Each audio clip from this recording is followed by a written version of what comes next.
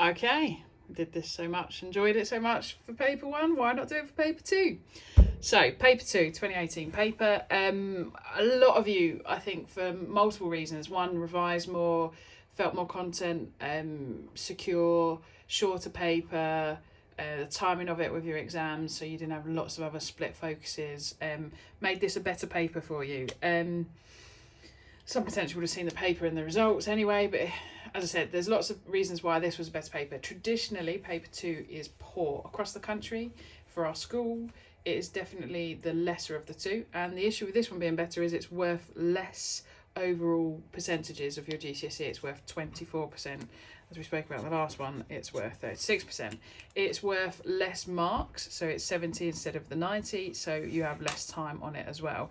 Again, you don't actually need a calculator for this one. There will be no calculations needed in this paper. Please read through before you start, even if it's a calming process, so you practice that at the start of every single paper. So we'll whiz through the multiple choices. We've gone through already, making sure that you use the correct technique when answering the questions. So a line through if we've made a mistake, a cross in the box. We're going to go through this quite quickly. So which one of those is a macronutrient? Remember, macro is big, micro is small. We go down the list just as a process of elimination sometimes. So we've got vitamins, which we need a small amount every day, so that's micro. Fats, proteins and carbs are our macronutrients, so again we needed to know that. Fibre and water are neither. They're part of our diet, but they're not macro or micronutrients. They're just part of our diet. With fibre, as you know, we don't actually use it. It just helps our body get rid of waste, which is great, and water rehydrates us, but they're not nutrients for us.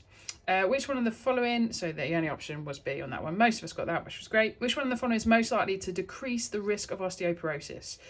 So osteoporosis, as a reminder, is a weakening of the bone structure, which means we fracture more easily. Lots of reasons can do that. It could do with menopause, it can do with poor diet, it can do with poor lifestyle, genetics, etc, etc. But one of the ways to overcome osteoporosis is to make sure you weight bear a lot, so you bear the weight of your body. Swimming is not weight bearing, sleeping is not weight bearing, cycling is not weight bearing. So the only one available is long distance running, where you bear your body weight as you run. It develops strengths in our bones, so think of our skeletal system on this one here. C, you just have to know your definitions here. I can't break this down any easier for you. You had 4 options, and if you could match the right option to the definition. So when we look at it, you've got practice structure, repeatedly practicing a whole skill within a training session.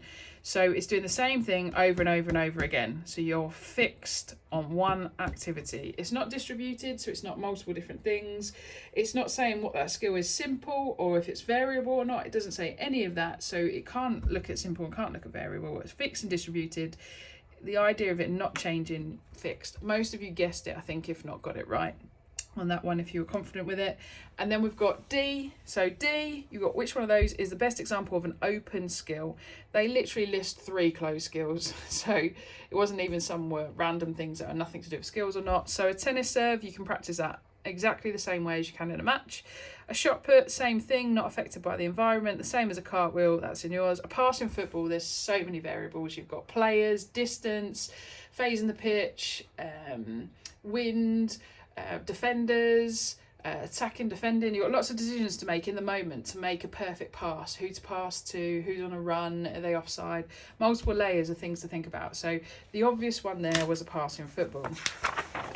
Okay, so I don't care whatever this happens in your exam, whatever data's given to you, if you don't write some stuff on your graphs, you are literally selling yourself short, and you're probably going to miss something out that was so obvious when you look back at it. So for questions 1E and 1F, use the information in figure 1 here to decide whether A, B, C or D is correct. Figure 1 shows the percentage of people who have diabetes and are underweight, normal weight, overweight or obese in 2016.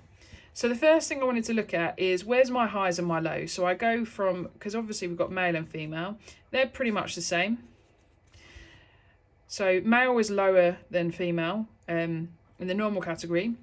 In the overweight, that's where males start taking over. Males significantly outperform females. And then again, at obesity levels, there are more obese males with diabetes issues than there are females. So again, we've got a bit of data before we've even seen any of the questions. Underweight, normal, overweight and obese, percentage of diabetes. You would expect that trend to be accurate, wouldn't you? You'd expect underweight, they've got a lot less issues, normal weight, hardly any, overweight, they're starting to appear issues, and obese, you would expect quite a significant proportion, percentage of people with diabetes.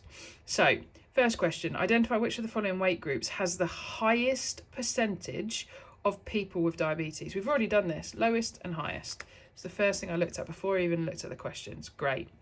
Identify the body weight group, so that's one of these, so I've got 4 to pick from, where the percentage of males and females with diabetes is between 15 and 20%. I've already done this for you, 15 and 20%.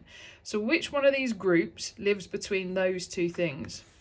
There is only one that lives between 15 and 20. Okay, you've got no other options. This lives between 10 and 15. This one lives between 30 and 25. And this one lives between 45 band and the 35 band. So you've got quite a few bits of information that just simply being able to read the information in front of you would have populated out that normal was the only one that lived. And even draw in those lines just to say literally clearly I can visually see that's the right answer for F. Okay.